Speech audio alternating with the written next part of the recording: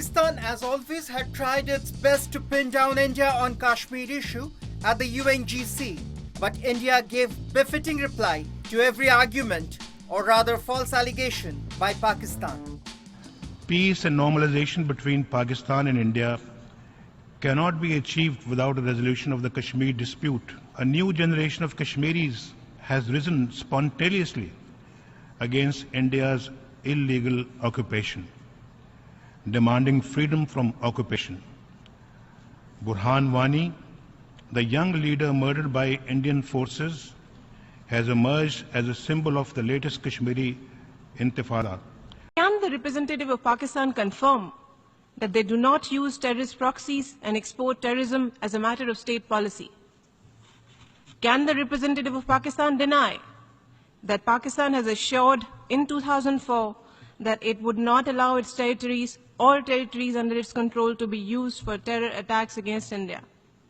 And can the representative of Pakistan deny that Pakistan has failed to honor that assurance given at the highest level? हमने 2 बरस में मित्रता का वो पैमाना खड़ा किया जो उससे पहले कभी नहीं था, लेकिन हमें मिला क्या बदले में? पठानकोट, उरी, बहादुर अली, इस तरह की हरकतें करके, इस तरह के भड़काऊ बयान देकर वो भारत का कोई हिस्सा हमसे छीन सकता है, तो मैं पूरी दृढ़ता और स्पष्टता के साथ यहाँ ये कह देना चाहती हूँ कि आपका ये मंसूबा कभी कामयाब नहीं होगा।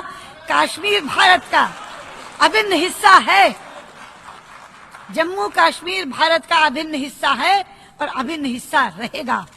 For the Indian foreign minister to claim that her country has imposed no preconditions for talks with Pakistan is yet another falsehood. It is India that suspended talks with Pakistan more than a year ago.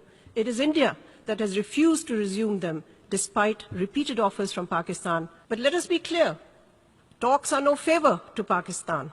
They are in the interest of both Pakistan and India and the people of both countries. Let me reiterate that Pakistan is ready and willing for serious and result-oriented talks with India, especially to resolve the outstanding core dispute of Jammu and Kashmir, which is imperative for durable peace in our region. Finally, Mr. President, it appears that the distinguished representative of Pakistan did not hear clearly what our Minister of External Affairs stated during her address earlier today. I quote, "The state of Jammu and Kashmir is an integral part of India and will always continue to do so." News Street Media Desk.